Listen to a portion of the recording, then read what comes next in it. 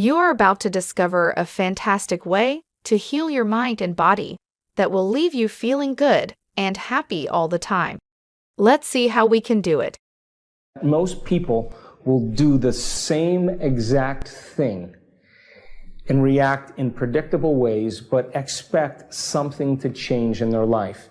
And Darwin had it really well when he said, it's not the strongest of species that survives or the most intelligent of species, but the one that's the most adaptable to change. And if you look around the world right now, whether you're looking at the economic model or the political model, or even certain aspects of the religious model, the environment, the medical model, there's several different parts of our culture that's beginning to collapse.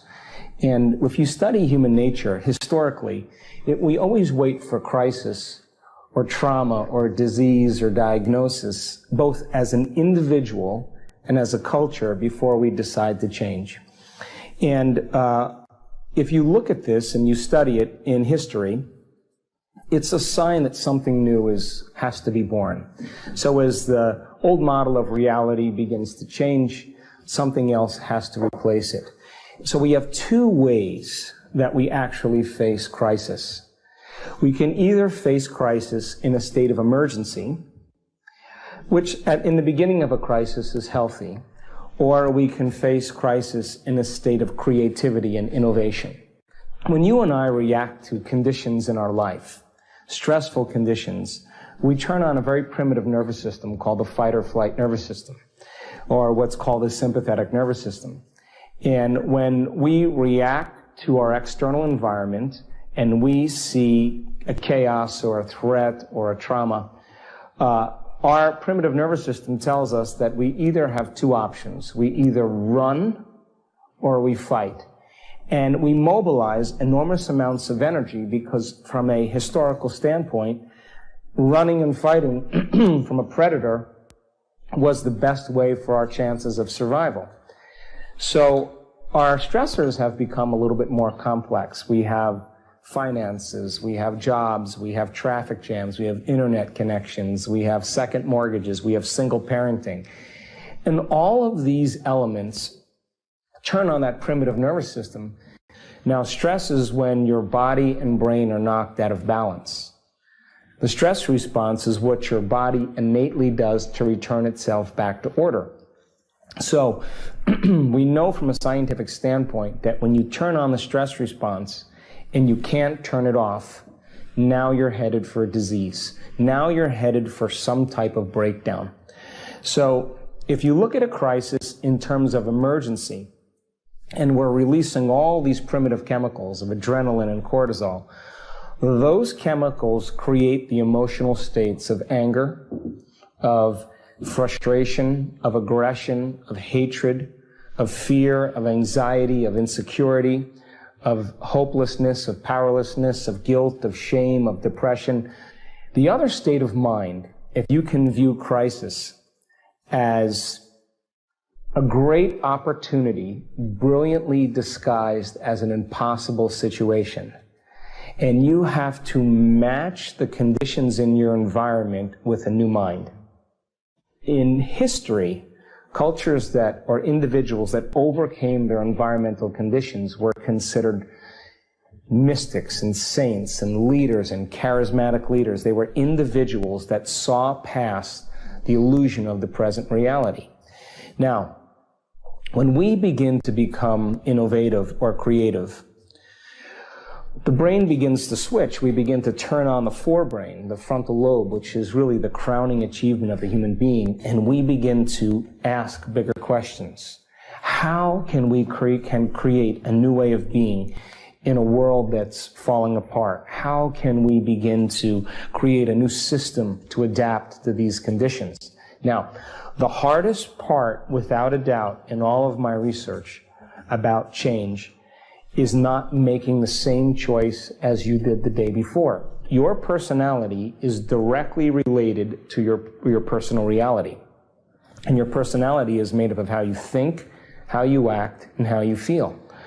So in order for you to create a new personal reality, a new life, then you have to begin to examine the thoughts that you're thinking and decide if you want to continue thinking that way or choose a new way of thinking. You have to become aware and observe your behaviors and look to see if those habits are something that's going to support a new future. And you have to look at the emotions that you've memorized that keep you connected to the past and decide if those emotions are healthy. So most people try to create a new personal reality as the same personality, and it doesn't work. We literally have to become somebody else. And when they began to think in new and unusual ways, new thoughts lead to new choices. New choices lead to new behaviors. New behaviors lead to new experiences. New experiences create new emotions. And all of a sudden, you start to transform. So, in order to change a culture, you have to change individuals. We have to change it individual by individual. Now, this requires then, by not making the same choices you did the day before, to begin to think and act in different ways. This is the creative function of human beings. So if an economy is collapsing, if a government is deceiving, if people are no longer feeling supported, then we have to think in uncommon ways in order to adapt to the environment. If we don't, then it is really the environment, the external world, that's controlling how we think and feel. We're victims to the external world. Is it possible to change the way you think and feel and have some effect in your environment? Now, that is a concept that when people are struggling to survive becomes very difficult, because you're still worried about the food on your table, you're still worried about the well-being of your children. But what's the alternative? I mean, there aren't many other alternatives. So then when we start asking unlimited questions like, what would be a great way to run a business in this changing world? How could I begin to influence my future? It requires one amazing thing, and that is gaining knowledge, gaining information. Every time you learn something new, you make a new connection in your brain. That's what learning is. And as you begin to think about new ways of being and you're learning new information, the brain begins to fire in new sequences and new patterns and new combinations. And whenever you make the brain work differently, you are changing your mind. Mind is the brain in action. So when we begin to get creative, something unusual happens. We stop living by those survival emotions. Those survival emotions alter our perception and cause us to look at the future through the lens of the past.